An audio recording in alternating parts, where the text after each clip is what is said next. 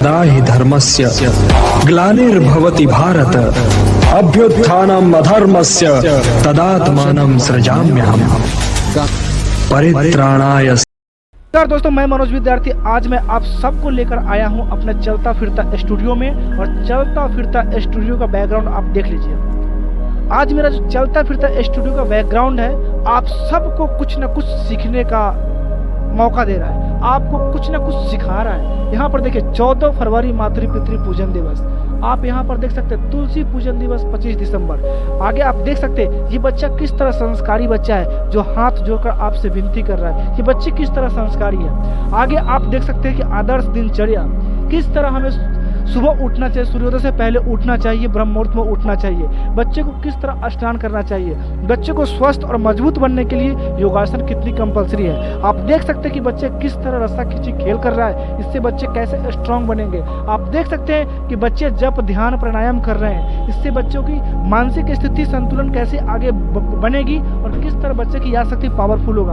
आप देख सकते हैं कि बच्ची यहाँ पे जप ध्यान कर रही है, शास्त्र अध्ययन किया जा रहा है, बच्चे सूर्य भगवान को जल दे रहे हैं, तुलसी का पत्ता खा रहा है, और देख सकते हैं आप बच्चे माता पिता को किस तरह यहाँ पे प्रणाम कर रहे हैं।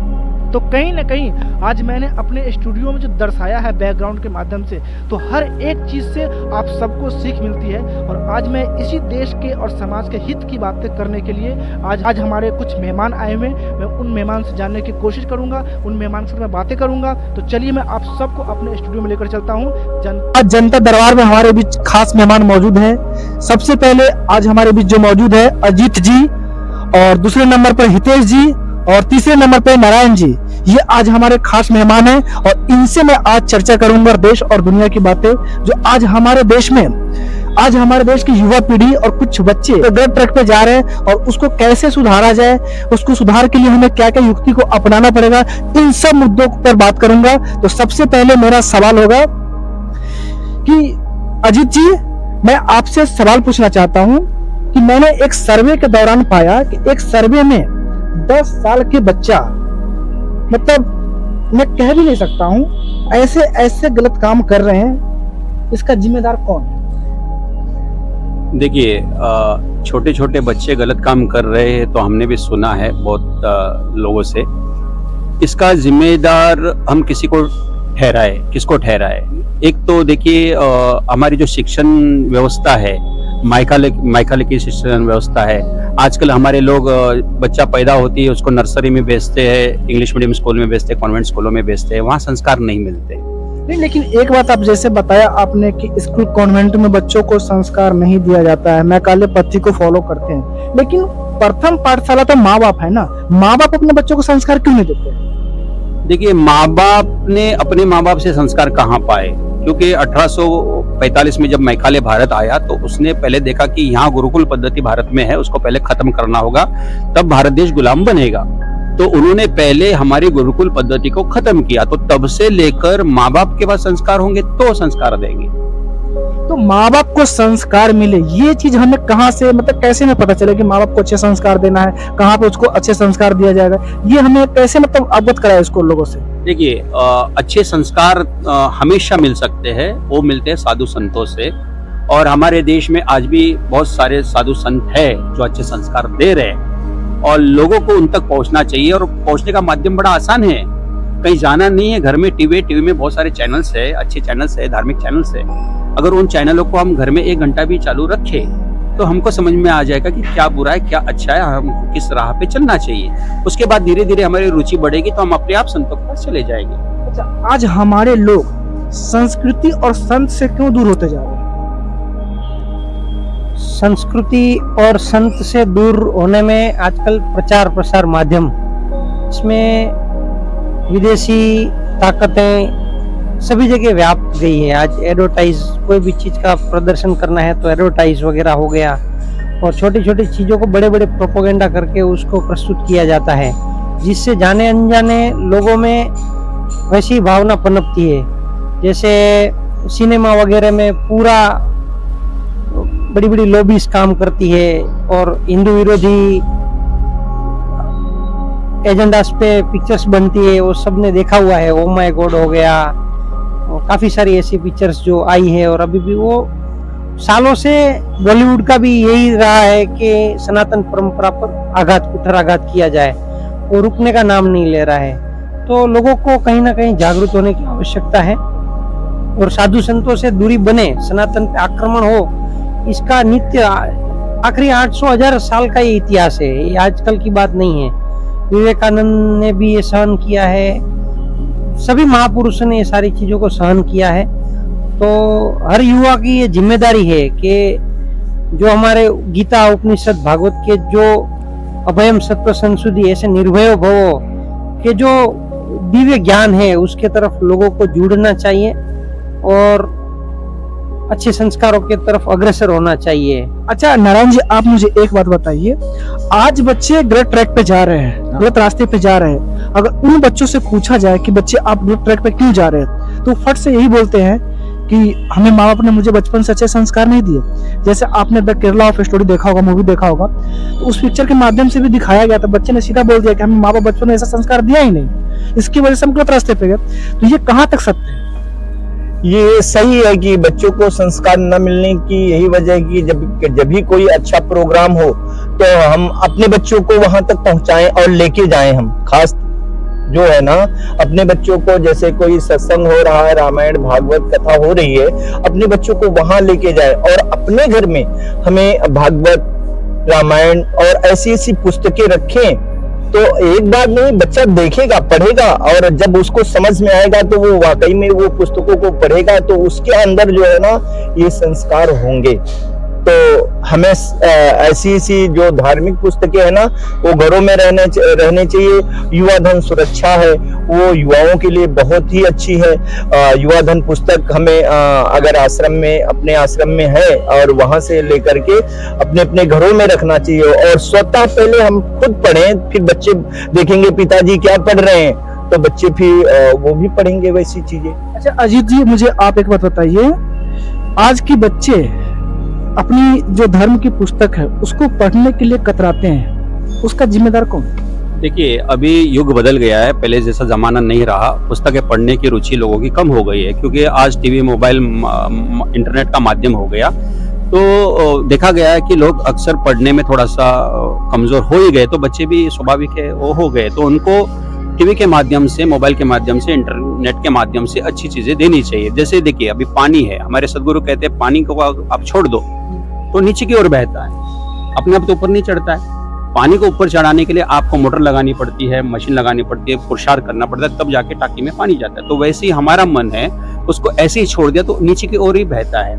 जैसे बच्चों को गलत आदतें अपने आप लग जाती है, उनको कुछ करना नहीं पड़ता, अपने आप गलत आदतों में चले जाते हैं। उनको अच्छी आदतें लगाने के लिए, जैसे पानी को ऊपर चढ़ाने के लिए मोटर लगाना है, वैसे आपको पुरुषार्थ करना होगा, बच्चों को अच्छे राह पे चलाना होगा। अच्छा, पुरुषार्थ की आपने बात बताया, जैसे आज किस तरह के पुरुषार्थ, जैसे मैंने कुछ खास कर देखा है, मैंने कुछ पेरेंट्स से मैंने बात किया तो पेरेंट्स जो है अपने बच्चे के लिए कुछ प्रॉपर्टी का मतलब खरीद करते हैं, प्रॉपर्टी को अरजते हैं, ठीक है ना, कुछ घर बनाते हैं, कुछ प्रॉपर्टी खरीदते हैं। जब उनसे पूछा गया सब किसके लिए आप कर रहे हैं तो बोलते हैं अपने बच्चों के लिए करते हैं। ये भी एक पुरुषार्थ हुआ, बच्चों के लिए कर रहे हैं, लेकिन ये कहाँ तक ऐसी प्रॉपर्टी हमारे देश के लिए क्या सही है? देखिए, हमारा सनातन धर्म कहता है, पूत सपूत होए तो काहे धन संचय, पूत कपूत हो तो काहे धन संचय। अगर आपकी संतान अच्छी बने तो आपको पैसा इकट्ठा, प्रॉपर्टी इकट्ठा करने की क्या जरूरत है। अगर आपका संतान, आपकी औलाद बुरी बन जाए तो भी प्रॉपर्टी बनाने की क्या जरूरत है। तो इसका मतलब ये है कि अगर आपका बेटा अच्छा निकले तो वो तो खुद कमा लेगा, आपको उसके लिए पैसे इकट्ठा करने की क्या जरूरत है। कहीं ना कहीं ऐसा और अगर आपका बेटा बुरा बन जाता है और आपके सारे पैसे उड़ा देता है गलत कामों में, तो आपका पैसा जमा करने का क्या फायदा? कोई फायदा नहीं। तो हमारा सनातन धर्म कहता है कि बच्चों के लिए प्रॉपर्टी पैसा मत करो। यही तो गलती हो रही है हमारे देश में। आज हर व्यक्ति एक या दो ही बच्चा पैदा करना चाहता है, उसको अच्छी शिक्षा देना चाहता है, संस्कार तो कोई देना ही नहीं चाहता है। यही तो बड़ी समस्या है। बच्चों को प्रॉपर्टी नहीं चाहिए, बच्चों को अच्छे संस्कार चाहिए, जो बचपन में आप अगर देंगे 14 साल की उम्र तक, तो आपका बच्चा बिगड़ेगा नहीं, गलत राह पे जाएगा नहीं, और आपका बच्चा अगर अच्छा बनेगा तो देश का भी भला करेगा और खुद का भी भला करेगा। हाँ, वही कहने का मतलब है कि जैसे देश का प्रॉपर्टी कुछ लोगों के अंडर है, ठीक है ना।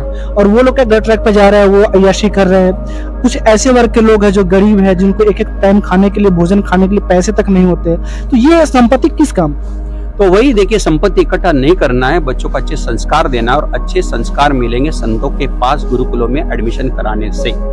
जब तक हमारे लोग कॉन्वेंट स्कूलों में अपने बच्चों का एडमिशन कराएंगे, तब तक ये हाल बदलने वाला नहीं है। ऐसे ही लोग बच्चे बड़े होने के बाद माँ बाप रोएंगे, बच्चे उनका उल्टा जवाब दे देंगे, रात देर रात पार्टी करके घर लौटेंगे। आप जैसे कह रहे 10 साल के बच्चे कुकर्म करते हैं, वो हो के रहेगा, क्योंकि आप संस्कार दे ही नहीं रहे हो, आप बच्चों को सुविधा दे रहे हो। आपको ऐसा नहीं लगता जो प्रॉपर्टी पेरेंट्स इकट्ठा कर रहे हैं वो प्रॉपर्टी कल हमारे लिए मुश्किल हो सकता है? पेरेंट्स को तो ऐसा लगता है कि हम बच्चे के लिए प्रॉपर्टी इकट्ठा कर रहा है, लेकिन बच्चे में अगर अच्छे संस्कार नहीं रहे तो हो सकता है हमारे देश में कोई और आके राज करे, करप्शन करे, तो कुछ भी हमारे देश में अटैक करे, तो फिर वो प्रॉपर्टी किस काम का? तो कहीं ना कहीं मुझे ऐसा लगता है बच्चे के लिए नहीं, बच्चों को पैर पे कुल्हाड़ी खुद मार रहे हैं। बिल्कुल ऐसा ही है। देखिए, हमारे देश में एक राज्य है जहां पर लोग 3-3 माले की बिल्डिंग बंगले बना रहे थे अपने बच्चों के लिए, अपने परिवार के लिए। वहीं पर एक असुर वर्ग ऐसा था जो दीवार पे पैर लगाकर उस बिल्डिंग को देखता रहता था कि तू बना ले, मैं तुझे भगा दूंगा और मैं इस पर कब्जा करूंगा। और ऐसा हुआ भी है। कहीं लोग अपने घर और अपनी जमीन जायदाद छोड़ के भागे हैं। वो भागने का ही समय आता है, और इस समय को अगर आपको बचाना है तो बच्चों को अच्छे संस्कार देने होंगे, बच्चों को मजबूत बचपन में ही बनाना होगा, धर्म की शिक्षा देनी होगी, बच्चों को साहसी बनाना होगा। ये देना है, प्रॉपर्टी नहीं देना है। प्रॉपर्टी बच्चे बना लेंगे। अच्छा अजीत जी, मुझे एक बात आप बताइए, आपको ऐसा नहीं लगता कि खासकर आज हमारे देश में बच्चे वेस्टर्न कल्चर को ज्यादा फॉलो कर रहे हैं? जो वेस्टर्न कल्चर का जो परिधान है उसको ज्यादा फॉलो कर रहे हैं। हमारा जो भारतीय परिधान है, पहनने वाला कपड़ा होता है, जो धोती कुर्ता, साड़ी, पैजामा, कुर्ता वगैरह होता है, सूट सलवार होता है, तो इन सब चीजों को बच्चों मतलब फॉलो नहीं कर पा रहे हैं, और जो वेस्टर्न कल्चर का जो कॉस्ट्यूम होता है उसको ज्यादा फॉलो कर पा रहे हैं। तो आपको ऐसा नहीं लगता कि देश को गुलाम करने का कहीं ना कहीं एक पॉइंट ये भी है, जो बच्चों को पहनावा ओढ़ावा चेंज किए जा रहे हैं? पाश्चात्य कल्चर का अंधानुकरण जो है वही सारी फसाद का जड़ है। वैसे आज पाश्चात्य कल्चर जो है वो पूरा बाह्य सुविधाओं पर, बाह्य खोजों पर, बाह्य सुख सुविधाओं पर ज्यादा केंद्रित करता है, और सनातन परंपरा जो है वो आंतरिक सुख शांति जो मूल के तरफ उसका पूरा केंद्रीकरण है। तो लोगों को बाह्य वस्तु ही दिखती है तो बाह्य में आकर्षित हो जाते हैं, और इसीलिए संस्कारों का सिंचन की आवश्यकता पड़ती है। जिस चीजों का आज प्रचार प्रसार हो रहा है, सारी दुनिया आज जो भौतिकता के पीछे एकदम अंधी होकर दौड़ रही है, तो उसमें रोकने के लिए तो रोकने का काम संत ही करते हैं, और संत परंपरा से ही होता है, सनातन परंपरा से ही होता है। और इसीलिए लोगों और समाज के बीच में जुड़ने का जो देवी कार्य में जो जुड़ते हैं वही इस समय की मांग है। नहीं तो पहनावा ओढ़ावा जो वेस्टर्न कल्चर को ज्यादा फॉलो करे उस पर रोक लगानी चाहिए सरकार को? पहनावा देखिए, ये सारा एक पर्सनल चीज हो जाती है। तो सरकार तो कायदे कानून से हम लोगों को संयमित नहीं कर सकते हैं, इसके लिए हमको संस्कार ही देना पड़ेगा लोगों को। और सुधार जो है वो बाहुल्य में नहीं होता है। बाहुल्य में आप प्रचार प्रसार किसी चीज का कर सकते हो, लेकिन सुधार करना है तो एक एक जीव को आपको उन्नत करना पड़ेगा, और इसीलिए बहुत मेहनत की आवश्यकता है। कायदे बनाकर हम परिवर्तन नहीं ला सकते। आजकल जो विकास का समय जो चल रहा है वो विकास हम बाह्य तरीके से कितना भी विकास कर ले, आज हम कितनी भौतिक उन्नतियां हम कर ले, सुख सुविधाएं बढ़ सकती है विकास से, बाह्य सुविधाओं से, मगर जो सच्ची चीज है, सच्चा जो आनंद है, सच्ची खोज जो है, जिसके लिए मनुष्य देह मिला है, ये जो जन्म हमको मिला है, वो बाह्य से हम नहीं पा सकते वो चीजों को। हम आप इस मुद्दे पर क्या कहते हैं? रितेश भाई, आपका बोलना सही है, लेकिन अगर मनुष्य का विद्यार्थी जीवन संवर गया ना, पहरावे से लेके, संस्कार से लेके, तो सारी चीजें पूरा उसका लाइफ सुधर जाता है। इसलिए हमें अपना पहरावा नहीं देखना है, बच्चों का कैसा पहरावा है। बच्चे एक दूसरे का पहरावा जींस पैंट पहनते हैं, दूसरे बच्चे तो घर में डिमांड करते हैं, पापा पिताजी हमें भी ऐसा ही ड्रेस चाहिए। तो ये दिखावे से वो कहाँ से सीखते हैं? ये फिल्मों से, टीवी से, मोबाइल से, इससे बच्चे ज्यादा सीखते हैं। तो मैं तो यही मैं स्कूलों में जाता हूँ और देखता हूँ टीचर भी गलत जो ऐसे ड्रेस पहनते हैं ना, वैसे नहीं पहनने चाहिए। मैं एक दिन एक टीचर से बोल रहा था, भांडुप की बात है, मैं 3 टीचर से बात हुई। मैं बोला टीचरों के लिए बच्चों के साथ में टीचरों का भी यूनिफॉर्म होना चाहिए। हमारे यहाँ भांडुप में एक कॉस्मस स्कूल है, वहाँ पे जो पतला वाला ट्रोजर्स है उस पे लेगिंग्स बोलते हैं उसको, तो उस पे मना कर दिए प्रिंसिपल ने, कॉस्मस की प्रिंसिपल ने, और सबको सूट पहन के आना है। तो मैं तो बोलता हूँ सूट ठीक है, लेकिन अगर जैसे विद्यार्थियों का यूनिफॉर्म होता है वैसे टीचर्स का भी होना चाहिए, और जहाँ जब तक विद्यार्थी काल रहे तब तक यूनिफॉर्म होना चाहिए। अच्छा, मुझे अजीत जी आप एक बात बताइए कि हमारे देश के लिए, हमारी संस्कृति की पहचान के लिए भाषा कितना अहम रखता है? बिल्कुल, भाषा तो अहम रखता ही है। संस्कृत भाषा हमारी भाषा है, पर वो तो लुप्त होती नजर आ रही है। हाँ, जैसे मैं एक बात बताना चाहता हूँ आपको कि एक अगर अंग्रेज या फॉरेनर अगर इंडिया के अंदर आ जाए तो वो इंग्लिश में बात करेगी, उनको कतई भी थोड़ा उनको ऐसा नहीं लगा कि हम इंग्लिश बोल रहे हैं तो हमको डिमोरलाइज हो रहे हैं। लेकिन एक भारत का बच्चा अगर अदर कंट्री में जाता है तो वहाँ पे अगर वो इंग्लिश में नहीं बोल पाता तो उनको ऐसे गिल्टी फील होता है कि मैं इंग्लिश नहीं, मुझे सिखाया गया, मैं इंग्लिश में नहीं बोल पा रहा हूँ। चाहे इंडिया के अंदर बहुत ऐसे एरिया है जहाँ पे सोसाइटी कुछ ऐसे जहाँ पे इंग्लिश में बात करना अपने आप को गर्व महसूस करते हैं। तो क्या वैसे बच्चों से देश को खतरा नहीं है? बिल्कुल, देखिए ऐसा ही है। इंग्लिश बोलने जिसको नहीं आता है वो शर्मते हकीकत बात है, क्योंकि अंग्रेजी भाषा को हम लोगों ने बहुत महत्व दे दिया। जापानी लोग भी जापान से कहीं बाहर जाते तो अपनी राष्ट्र की भाषा ही बोलते हैं। एक हमारे ही लोग हैं, पता नहीं क्यों इनको हिंदी से एलर्जी क्यों है। कारण ये भी है क्योंकि बहुत समय से, कई 100 वर्षों से ज्यादा ये इंग्लिश को महत्व देते गए ज्यादा। अंग्रेजों ने जो शुरू किया वो आज तक चल रहा है।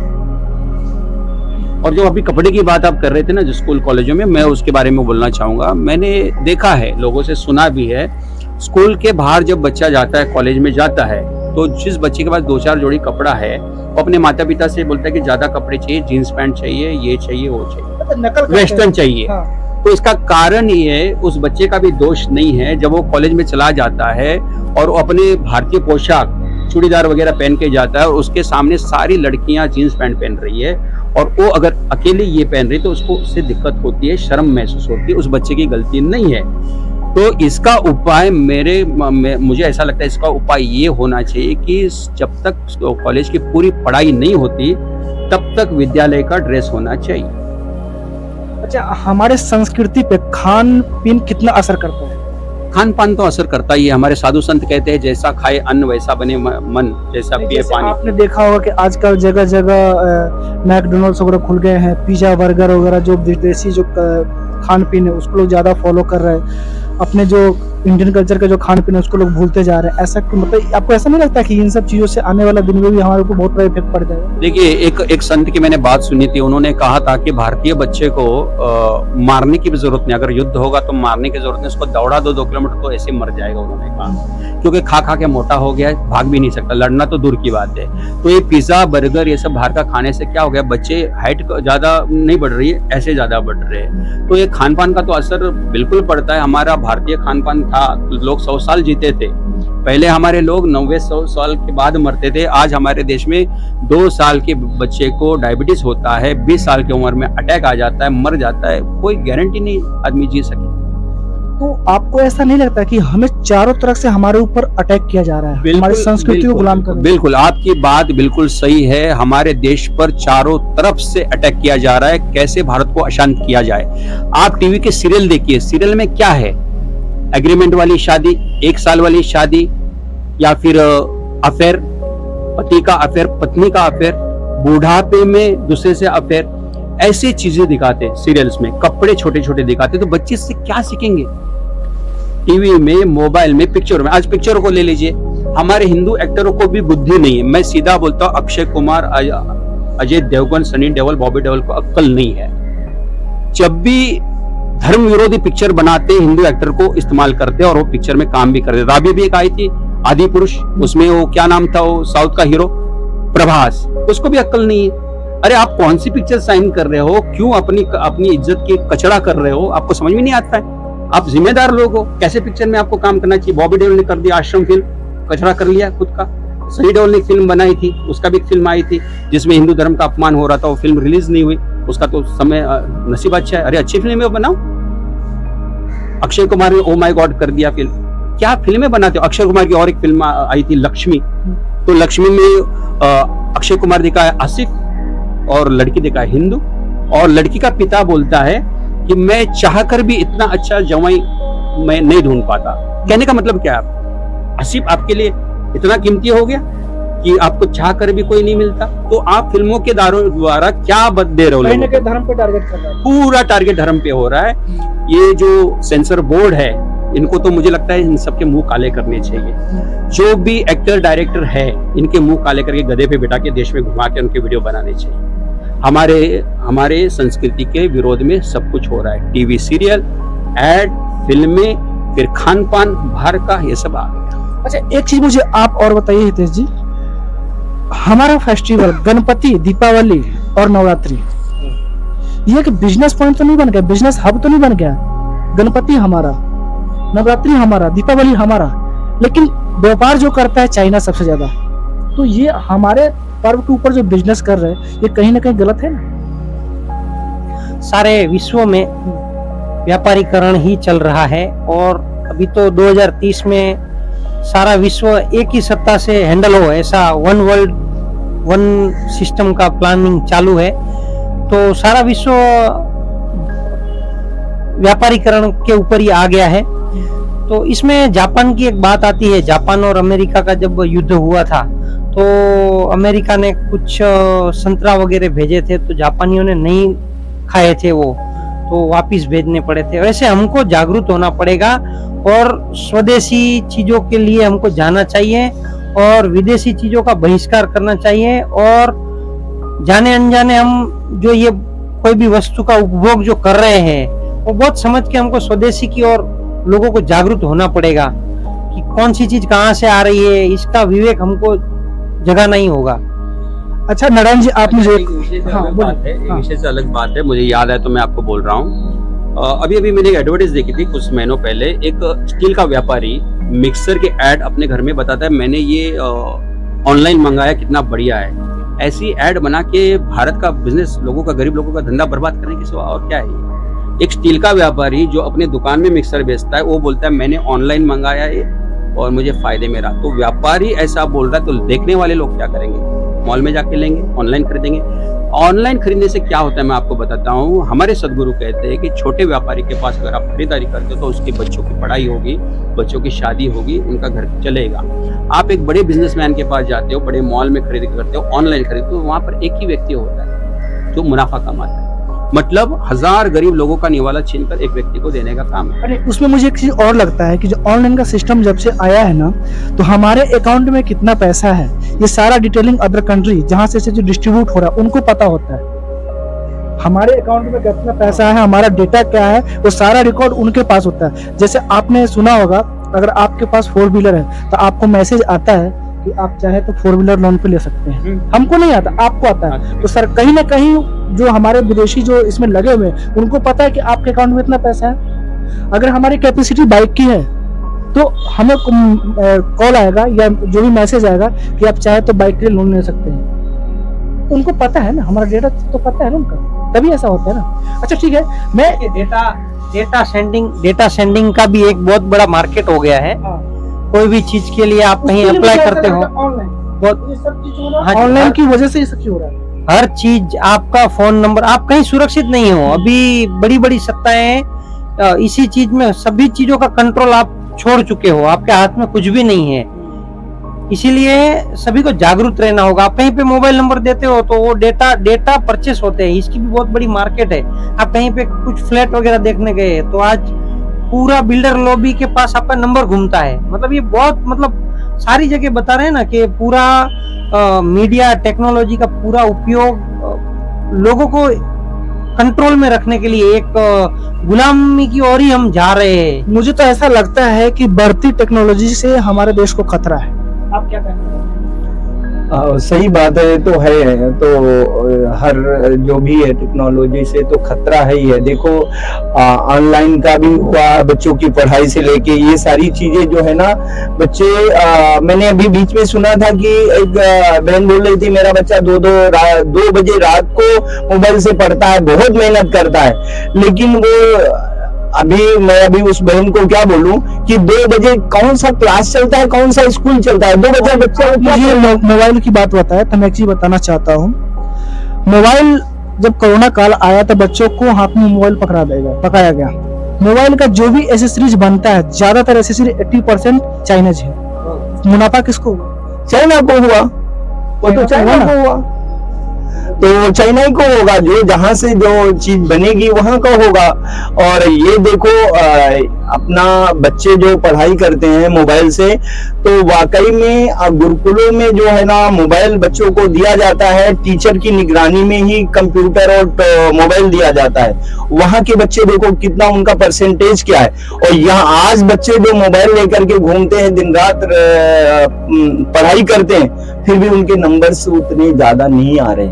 तो ये वाकई में टेक्नोलॉजी का बहुत ही दुरुपयोग हो रहा है। सदुपयोग हम नहीं बोलेंगे, वो दुरुपयोग हो रहा है। सरकार कहती है कि भारत विकास की ओर जा रहा है, लेकिन मुझे ऐसा लगता है टेक्नोलॉजी की जो आगे बढ़ रही है उससे भारत का विकास नहीं हो रहा, उससे साथ भारत का विनाश हो रहा है। देखिए आजकल लोगों को ऐसा लगता है, आजकल के लोगों की बुद्धि ऐसी हो गई कि भौतिक विकास करने से विकास होता है। ऐसा विकास नहीं होता है। आंतरिक विकास होना चाहिए, आध्यात्मिक विकास होना चाहिए। बाहर का विकास करके आप क्या कर लोगे? उससे ना शांति आएगी ना लोग शांति से रहेंगे। ये बिगड़ता जा रहा है। और जैसे कहने को तो कोई किसी के पास बंगला है, 2 4 व्हीलर है, फिर भी अशांति शांति कहाँ है? शांति आपको अध्यात्म के बिना मिलेगी नहीं।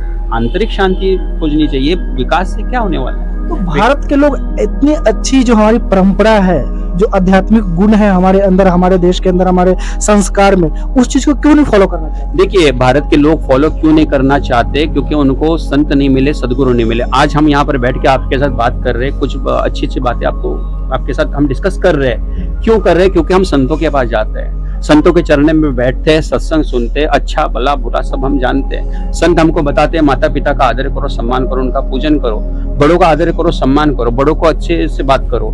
ये क्या स्कूलों में बताया जाता है? बिल्कुल नहीं बताया जाता। तो कैसे सीखेंगे लोग? तो लोगों का देखिए, अगर लोगों को बदलना है तो भौतिक विकास करे, उसे कोई मनाही नहीं होनी चाहिए। भौतिक विकास भी होना चाहिए, साथ में आध्यात्मिक विकास होना चाहिए। स्कूलों में गीता जी रामायण पर शिक्षण होना चाहिए। योगासन, आसन, प्राणायाम सिखाए जाने चाहिए। सुबह जल्दी उठने मैं भी बचपन में छोटा था तो पढ़ता था, early to bed early to rise makes a man healthy wealthy and wise. आज वो सब बातें कहाँ रहेगी? हो गई। तो जल्दी उठना, अच्छे संस्कार, ये अंग्रेजी स्कूलों में आपको मिलेंगे ही नहीं, उनको पता ही नहीं।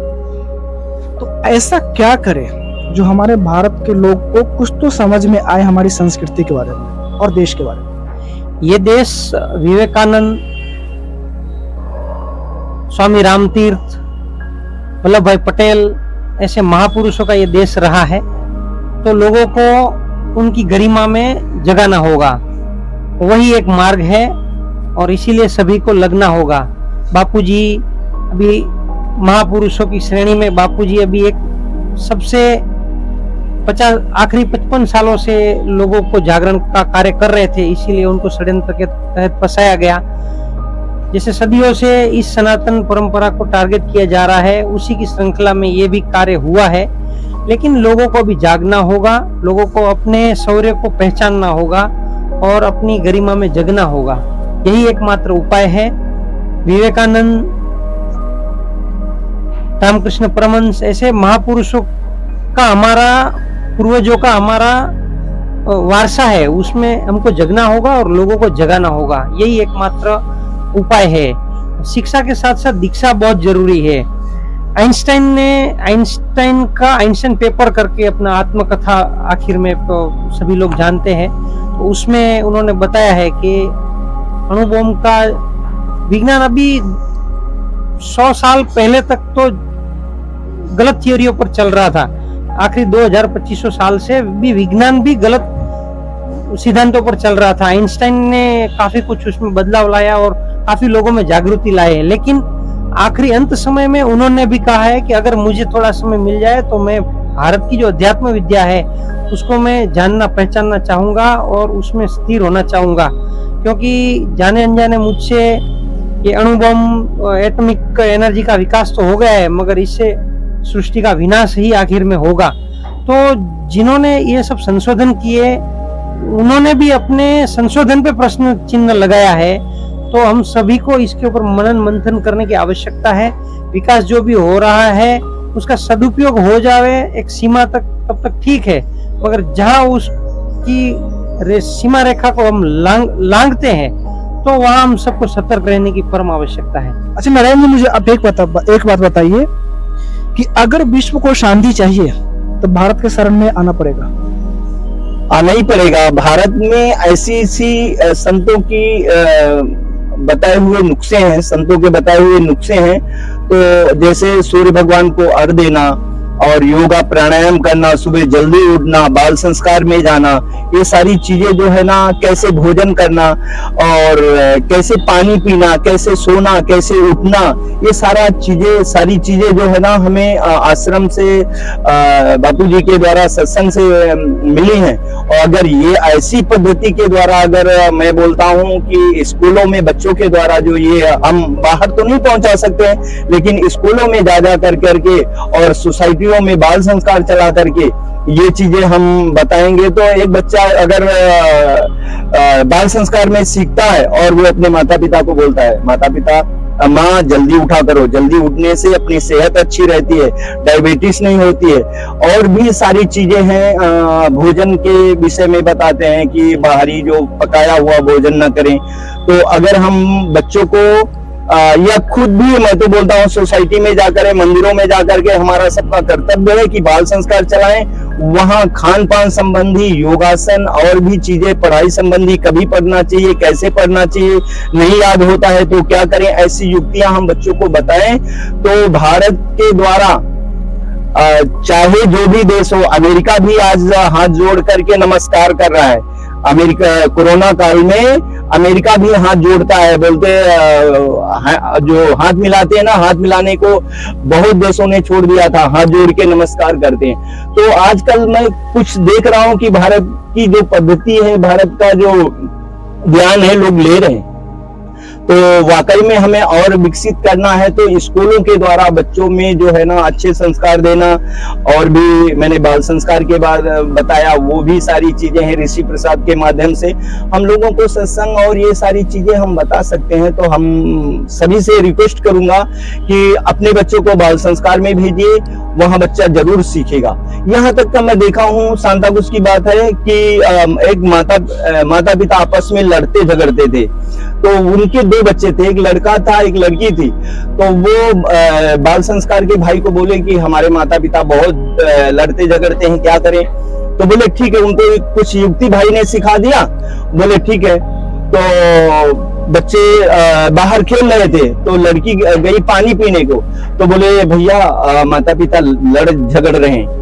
तो फिर दोनों जाते हैं और दरवाजे पे खड़े होते हैं, और तो बच्चा बोलता है मम्मी मम्मी, और लड़का बोलता पापा पापा। बोलती क्या हो गया? बोले आप दोनों ने बहुत बड़ी गलती की है। बोले क्या हम लोगों ने क्या गलती की? बोले कि आप दोनों ने जो है ना, अगर हम लोगों से पूछ के शादी की होती तो आप लोग ये झगड़ा नहीं करते। तो ये बाल संस्कार का कमाल है कि देखो, फिर वो माता पिता ने एक बच्चे को उठा लिया, एक बच्ची को उठा लिया। बोले देखो आपस में बात की कि हमें देखो बच्चे इतने हमारे समझदार हैं, तो हमें झगड़ा नहीं करना चाहिए। उस दिन से वो पति पत्नी का आपस में इतना अच्छा मधुर व्यवहार हो गया कि अब कहने की क्या बात है, घर तो स्वर्ग बन गया। तो हम सबसे यही रिक्वेस्ट करेंगे कि आप लोग जो है ना अपने बच्चों को बाल संस्कार जरूर भेजें। हरिओम। अच्छा मुझे अजीत जी एक बात और बताइए, आज साइंस अपने आप पे बहुत ही ज्यादा गर्व महसूस करता है कि हम आगे, हम चांद पे चले गए, यहाँ गए वहाँ गए, फलाने गाना कि हमने ये आविष्कार किया, उसको इसको किया। लेकिन धर्म और शास्त्र को पढ़ा जाए तो ये सब काम तो बहुत पहले हो चुका है। बिल्कुल ऐसा ही है। जो भी साइंस आविष्कार करता है वो हमारे ऋषि मुनि ने पहले से करके रखे हुए होते हैं। ऐसे अनेक आविष्कार है। कोई भी आविष्कार अगर करते हैं, कोई भी खोज करते, तो खोज पहले से ऋषि मुनि ने कर रखी है। तो हम सब इतना बेवकूफ तो नहीं है कि हमारे पास सब कुछ उपलब्ध है, लेकिन सिर्फ हम उसे देखना और जानना नहीं चाहते। हाँ, क्या हो गया है, इनका वेस्टर्न का प्रभाव हमारे ऊपर ज़्यादा हो गया है। उनके कपड़ा पहनना, उनका जो भी है, उनका खान पान है, रहन सहन है, उसको हमारे लोगों ने ज़्यादा ही पसंद कर लिया है। कहीं ना कहीं देखिए, जैसे कोई मान के चले कि कोई साइंटिस्ट अगर कुछ करता है तो उसको इतना बढ़ावा दिया जाता है सरकार की तरफ से, लेकिन एक ऋषि मुनि कुछ अगर खोज किया है तो उसको बढ़ावा नहीं दिया जाता है। तो ऐसा क्यों? क्या है, हमारे देश के लोगों को हमारे संस्कृति पे, हमारे साधु संतों पर, ऋषि मुनियों पर भरोसा कम हो चुका है, भरोसा नहीं रहा है। अभी देखिए, तो उनका ही है। अभी देखिए, सुनिए, सुनिए, अभी हमारे गुरुजी ने कहा कि आलू खाना अच्छा नहीं सेहत के लिए, तो हमारे गुरुजी के जो करोड़ों भक्त थे उन्होंने आलू खाना बंद कर दिया। अब यही बात अगर हम लोगों को कहने जाएंगे तो बोले आलू क्यों नहीं खाना है, क्या प्रॉब्लम है उसमें? लेकिन बाद में साइंटिस्ट ने खोज करके बताया कि तला हुआ आलू खाने से हानि होती है, खराब नुकसान होता है, तो लोगों ने मान लिया। तो ये प्रॉब्लम है, मतलब संत जो बात कहते हैं वही बात अगर कोई साइंटिस्ट कहे, कोई शोधकर्ता कहे तो मान लेते हैं, मान लेंगे। हाँ, ऐसा ही। बोलिए। विज्ञान जो होता है वो सिद्धांत मांगता है, और सनातन जो है वो मूल स्वरूप में आपको प्रस्तुत करता है। तो मूल लोगों को हजम नहीं होता है, डाइजेस्ट नहीं होता है। और रही बात जो सनातन की बात कर रहे हैं, भारत की पहचान ही तो सनातन है ना। हाँ, एकदम एकदम। विज्ञान जो बोल रहा है, अभी हम चांद पे जाने की जो बात कर रहे हैं, अभी चंद्रयान 3 गया, बहुत साधुवाद है भौतिक जगत में, वो ठीक है, मगर हमारे ऋषि मुनियों ने तो पहले ही देखा हुआ है कि लोकांतर में कई ऐसे ग्रह है, अनंत गैलेक्सीज वगैरह है। तो मतलब ऋषि मुनियों का ज्ञान बहुत अगाध है, अनंत है और दिव्य है। उसको थोड़ा समय दे के हमको इसके प्रचार प्रसार में लगना होगा। कहीं ना कहीं हमारी कमी ये रह गई है कि तत्परता का कहीं ना कहीं थोड़ा अभाव रहा है हमारे इसमें। यूरोप और अमेरिका के विकास का कारण जीसस क्राइस्ट का जन्म नहीं है, मगर कहीं ना कहीं वेदांत का उनके जीवन में अनुसरण रहा है, जाने अनजाने। हमारे यहाँ वेदांत है मगर उसका अनुसरण नहीं है लोगों में। तो वेदांत के प्रति लोगों की रुचि बढ़ानी होगी, तो इससे हम बदलाव ला सकते हैं। बाकी विज्ञान का तो कितनी पोलम पोल है, सबने कोरोना में देखा है। विज्ञान रसीकरण की ओर लगा था, वैक्सीन की ओर, फिर वैक्सीन की कितने मतलब घोटाले निकले और वैक्सीन की कितनी वास्तविकता है। गिनी पिग वर्ड आपने सुना होगा कि हम विज्ञान का नाम लेकर लोगों के साथ खिलवाड़ होता है, लोगों का उपयोग किया जाता है। वैक्सीन के ट्रायल के बहाने लाखों लोगों की जान जाती है, ये सब मीडिया वगैरह में नहीं आता है। और इसीलिए सनातन परंपरा की ओर जाना होगा। और एक एक ऋषि करोड़ों साइंटिस्ट से भी ज्यादा ज्ञान रखते थे। वो सारी कणाद ऋषि ने जैसे अणु की खोज की, वैसे सारे ऋषियों के नाम, सारी खोजें इतिहास में दर्ज है। सिर्फ हमको करना है कि लोगों को जागरूक करना है और वो जो ज्ञान है उसको हमको लोगों तक प्रस्तुत करना है। आज लोग जिस तरह से मांग रहे हैं उस तरह से लोगों को प्रस्तुत करना है, यही इसका उपचार समझ में आ रहा है। चलिए, बहुत बहुत धन्यवाद आप लोग का, मैं कीमती समय यहाँ पर लिया। आप सबको बहुत बहुत धन्यवाद।